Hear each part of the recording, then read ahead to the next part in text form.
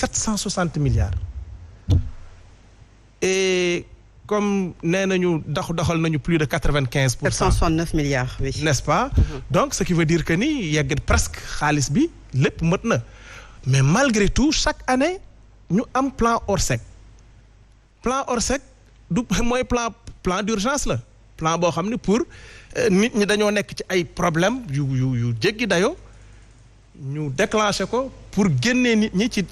mais est-ce que de souvent aussi population bu jafe-jafe amee ñoom ñooy réclamer le déclenchement du plan Orsec. elles sont obligées pour peut-être pexe ñëw ci seen ay jàmbat. l'État est parfois obligé est-ce que du loolu. mais Fatou Abdou bu fekkente ni yow da nga dëkk ci kër goo xam ne booy añ da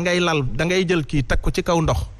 wala obligé yeeg ci kaw terrasse pour éviter ndax rez-de-chaussée bi kenn mënu fa dëkk mais tu es obligé de réclamer un plan Orsec. li ñu war a réclamer nag ça doit aller au-delà de ce plan Orsec. dañu war a réclamer un audit de ce plan décennal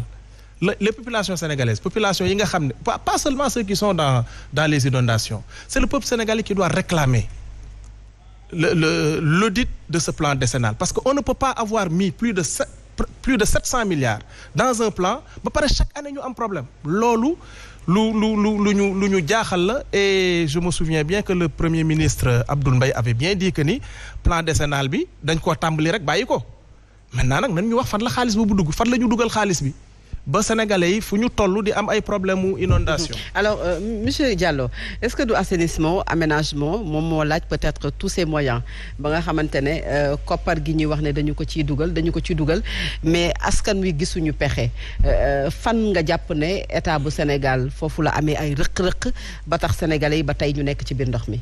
xam nga depuis 28 ans. bientôt 30 ans au Sénégal dafa am une direction bu tudd la direction de la protection civile. direction boobu ñu logé ko au sein du ministère de l'Intérieur. donc jafe-jafe yi di am yëpp mooy mbirum mbënd mi ñoom seen rôle cette direction ñoom ñoo ci war a veiller parce que loolu mooy seen compétence. d'ailleurs képp ku ñu fay nommé comme directeur da ngay nekk ci brigade sapeur pompier yi tout le temps soit da ngay nekk un officier gradé ay colonel lañ koy faral di dénk. ñun nag ci biir gëm sa bopp ci programme bu ñu tëral luy waral lu mel nii dama koy tuddee fissure ndaxte du ñu regrouper des ministères la plupart du temps au Sénégal képp ku ñëw rek da ngay bëgg a caser sa nit ñu bëri looluy indi souvent direction yi ñu koy yaatal tey regroupement yoo xamante ni dañu waroon nekk ay divisions dans les ministères dañ ko ubbi yaatal ko tey ba foo waroon gis 4 ou 5 directions ci architecture ministère bi seeni organigramme da nga fay fekk 16 directions looloo indi ay jafe-jafe mais ñun tey soo xoolee programme bu ñu am nee nañu bés bu yàlla joxe le président Bougane Gueye Dany réew mi dañuy jël fukki ministère ak juróom-ñett def ko nag de grands ministères ba yàlla dogal ni ñoom ñëpp dañu leen di woowee des ministères de souveraineté muy urbanisme habitat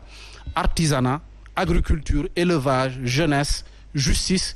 dem na ba parce que tout le monde sait qu'au Sénégal le rôle d'un premier ministre c'est de coordonner propulser et booster les actions d'un gouvernement mais moom dafa dem ba ne dans son programme le premier ministre sax dañ ko ci yokkal le ministère de la défense comme nu waa Côte d'Ivoire di def ak yeneen pays au niveau de la sous-région bu ñu yem rek ci un budget parce que un budget kenn mënul ñëw rek ne état bi jël na tel montant dem jox ko askan bi du noonu budget dañ koy voter à l'Assemblée nationale sénégalais yi députés yu ñu fa nekkal mooy les élus du peuple ñooñu ñëw toog ne budget bi kat la ñu naan ministère bi yépp lii la ñu tënk jox ko par exemple soo jëlee rek je donne un exemple comme c'est leur ministère le ministère de l'intérieur ñu ne budget boobu yépp dañ ko tënk regrouper ko jox ko le ministère de l'intérieur mu am un DAGE am une direction générale am yeneen structure yoo xamante ni ñoom ñooy gérer jafe-jafe yooyu waaye tey ñun soo jëlee suñu cas ba léegi ci gëm sa bopp bu loolu amee automatiquement le président Bougane dafa woote une réunion d'urgence le dimanche ñu jënd ay motopompe jënd carburant bu doy waroon dem déposer ko dem yóbbu ko ci banlieue bi fu ñu toogee di préparer le lundi matin pour dem ci banlieue bi lañ jotee convocation ne demain ñëw leen wuyu ci commissariat central donc pour vous dire un tout petit peu que ñun duñu état nous sommes dans l'opposition waaye yaakaar naa dafa am ñaar yu ñu war a bàyyi xel léegi au Sénégal c'est servir le Sénégal et non se servir du Sénégal donc jàngat boobu laa amoon li ma ci wax. Par rapport à la problématique des inondations man dégguma la ci quoi c'est-à-dire daf la poser question par rapport ak inondation yi. et vous êtes dans l'organisation gouvernementale architecturale. comme je vous l'ai dit dama ne xam nga y a une direction mooy la direction de la protection civile ñoom dañ am un budget boo xamante ni lii xew mooy jafe-jafe askan bi ñoom ñoo ci waroon yëkkati seen doole parce que état le rôle d'un état c'est de veiller xam nga alerte su muy am lu tax ñooy dégg ñu naan ay réunion de crise ça c'est le rôle d'un état c'est pas le rôle d'un opposant moo tax nag képp ku ñu fal dénk la un ministère wala une direction da nga war a mën a veiller ci jafe-jafe askan bi waaye ñun ñii bañ a nekk ñun ñii nekkul ci état nekk ci opposition su dee suñu leader moo jóg jënd ay moto pompe jënd carburant ñu war a dem jébbal ko askan bi ñu ne ñu kat suba ñëw leen wuyu ci commissariat central mais gëmatuma damay laajte est-ce que dañu naan Sénégal léegi démocratie la wala doolécratie la. loolu xam naa dinañ ci ñëwaat alors Al Assane gis nañu ne inondation yi nga xam ne daf fi amoon 2012 le président de la République dafa jóge voyage ñëw supprimer lenn ci institution yi nga xam ne ñoo nekk ci réew mi ñu dund lu ko jege wala lu ko ëpp ci nga xamante ne mooy 2020 inondation yi metti ba ñu déclencher le plan Orsec bërki démb taw bu metti amaat Sénégal ba mu déclencher waat le plan Orsec ci week-end bi est-ce que aujourd'hui war nañu sax taxawaat ci yooyu nga xam ne institution la te it jural koppar bu bari réewu Sénégal terewul askan ba tey ñu ngi ci biir ndox mi. maa ngi lay nuyu maa ngi massawu ñi nga xam ni ci mbënd bi la ñu nekk. parce que li ñuy dund métti na te loolu nag boo ko bëggee wax da ngay déparé fu sori. parce que avant indépendance bi par exemple Dakar réseau d'assainissement bi pour 300 000 personnes la woon boo xoolee léegi ñu ngi 10 fois 300 000 muy 3 millions donc dañuy am problème de drainage des eaux ñaareel bi Senghor bi mu toogee dafa woo Archinard mu def cartographie Dakar wax ci nga gisee ñu def ci plan bi des zones non édificantes parce que boo xoolee Dakar Patte d'Oie la waroon yem li ci des yëpp àll la waroon doon ba buntu Rufisque loolu moo doon plan wu Dakar mais ak sécheresse 73 bi nappe phréatique bi wàcc ñu toog 73 ba 90 tawul zone yooyu ñu jël ko defar ko nit ñi dem dëkk ci te pourtant ci ay lac ak yooyu yu asséché la ñu dëkk entre 90 et 2000 taw bi dafa taw bu bëri ba nappe phréatique bi reconstitué wu moo tax léegi bu tawee ndox mi du ndoxu taw mi rek mais lac yooyu ndox mi day bëll